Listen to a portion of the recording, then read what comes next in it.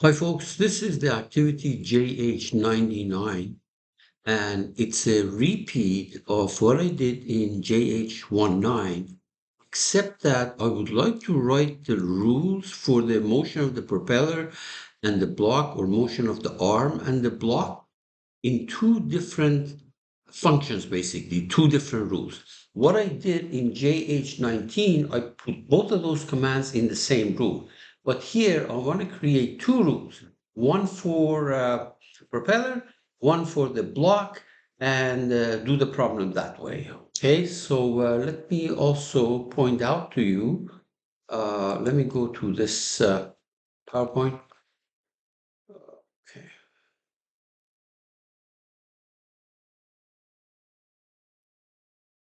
Okay.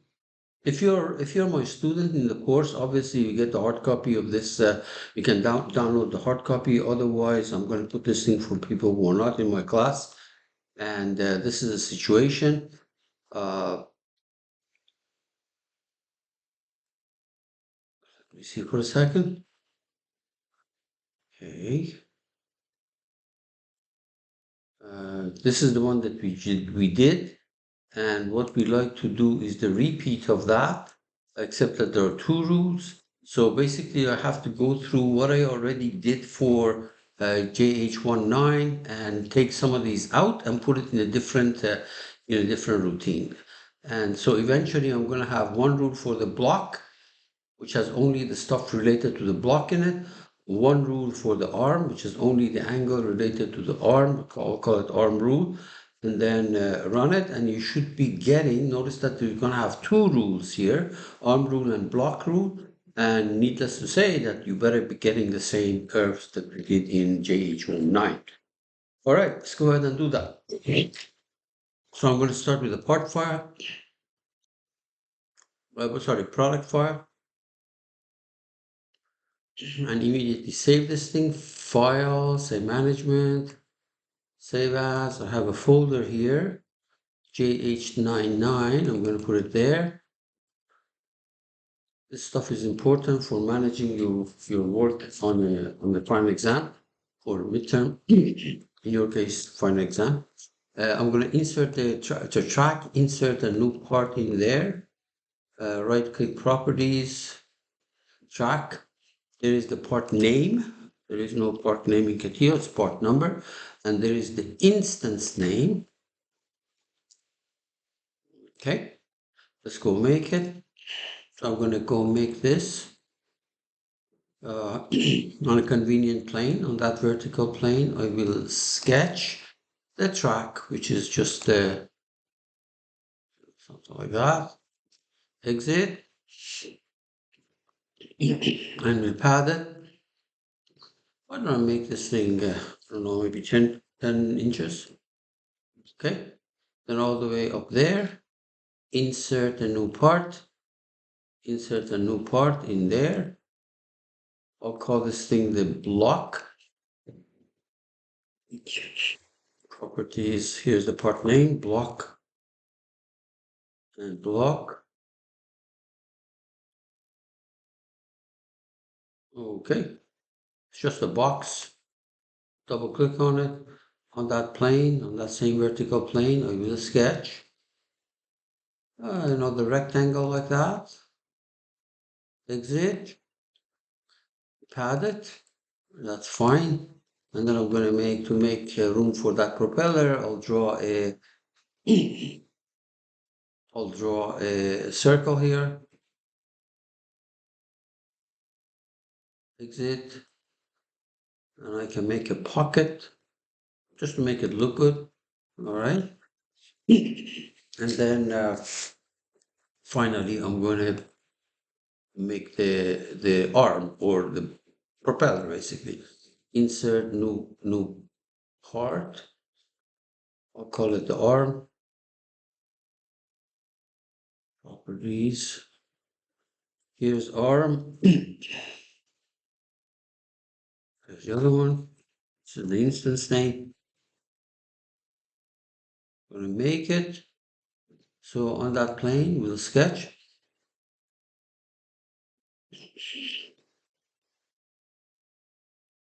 I don't know where I did that. Let's go back.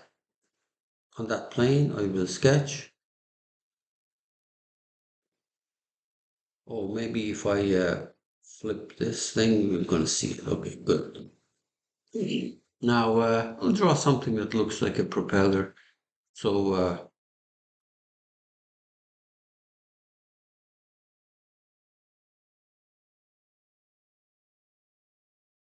exit. I'm not going to even bother making a shaft in it because I can make the axis of this circular section coincident with the axis of this hole. So, the other way around, 0.2, let's see how it looks like. Yeah, that's fine. Okay. All right, all the way to the top. Click on floppy so everything is saved. Let me go to the assembly design. Although these joints can be created manually, that's fine, but I'll go there. Anchor the base and coincidence between this edge and that edge and coincidence between this plane and that plane. That's going to be a prismatic joint.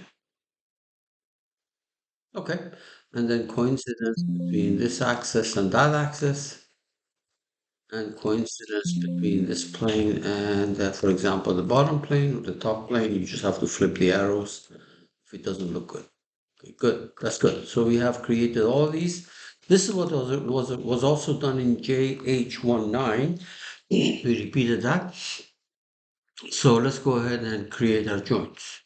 So start digital markup, DMU kinematics, get the magic wand out, new mechanism, mechanism one, auto create.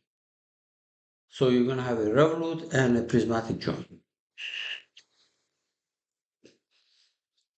So I'm going to make this thing angle driven. And I'm going to make this thing length driven. Okay, obviously, mechanism can be simulated, but you do have 2 degrees of freedom here. And how these operate are going to be related to my time variable through the rules. Okay, so how do you do that? You go to start, knowledgeware, knowledge advisor. Here is how you make rules right there. Click on it. I'm going to call this thing arm rule, arm rule. All right. That's everything is fine. And now we're going to start typing in the stuff. So we have to look at that curve exactly like what we did in this activity. We have to basically put this stuff in it. But we're not going to worry about both of them. We're just going to worry about the variable which has to do with the angle. Okay, because it's arm rule. If time, we use the variable time, is less than, I think it is, if you look at here, it is 4 seconds. 4 seconds. Enter. Because there is a single line to be executed, I don't need braces anymore. Okay, so the angle equal to that in that 4 second interval, the velocity or the angular speed of the propeller is what is that? 180 degrees per second. Okay, so we just say 180 degrees. EEG underscore S. Sure, that's where it was. 180 degrees. Let me just check my notes. Yes, that's correct. And then else if variable time is less than, what's the other cutoff? The other cutoff is 6 seconds. 6 seconds. What is that? The angle is equal to, if you just look at that plot, is 720 degrees. Else Oops. You would give me a syntax error, degrees. Else, uh, you have angle equal to 720 degrees minus, now in that decreasing portion is 90 degrees per second.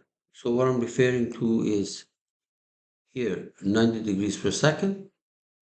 Okay, so it's going to be minus 90 deg underscore s times parentheses variable time minus, don't forget the shift, minus 6 seconds. If you make a syntax error or something like that, you can catch it with this. Some of them. Oh, oops! What happened here? Syntax error line 4. Mechanism angle equal to. Oh, this must be times time because the units don't match, right? The units don't match. Now they match. Angle equal to angle. Degree equal to degree. And this should be DES, by the way.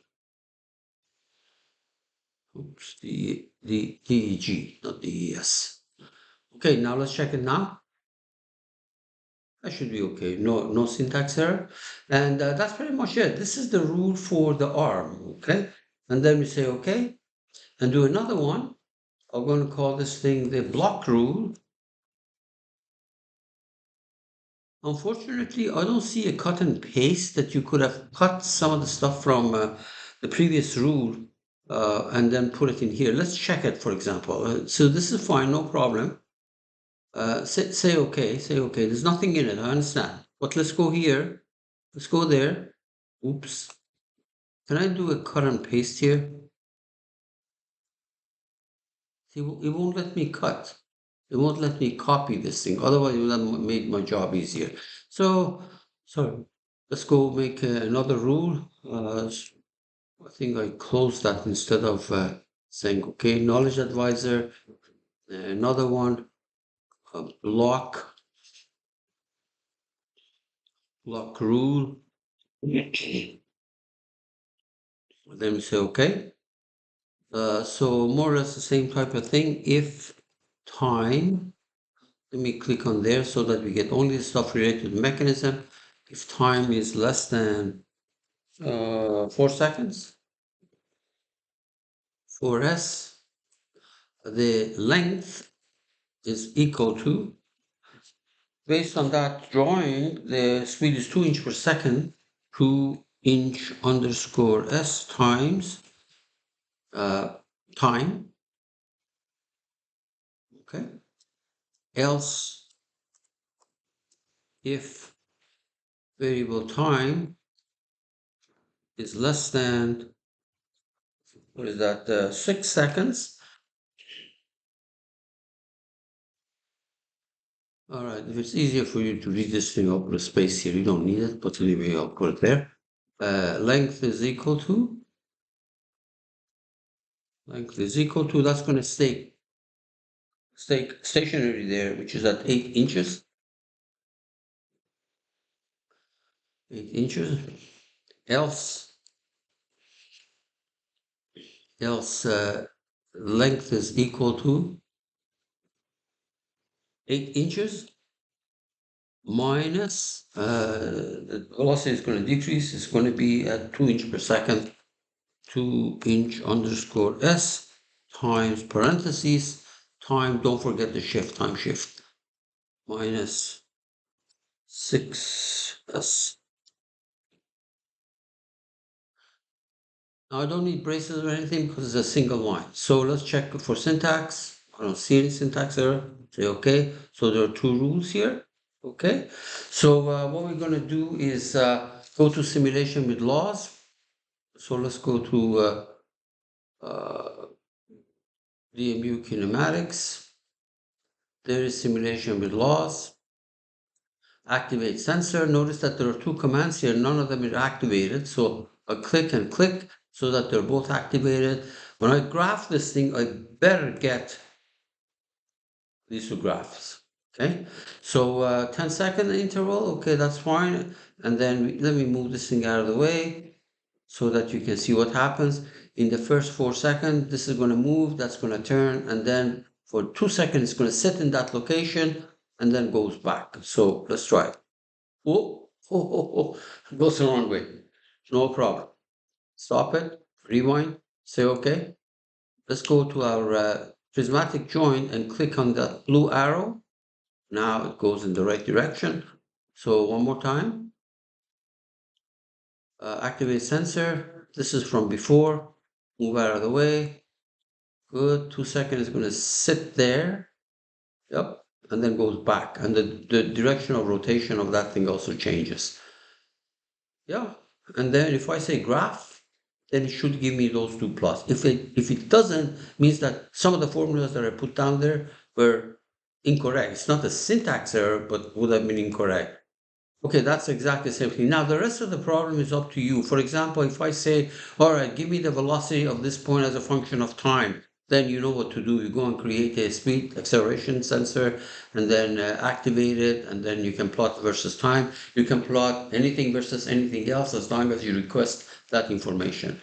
And don't forget on the test, you have to capture this and put it on a PDF file or put it in a Word document and submit it if that is what I asked for. Okay? Good luck, folks.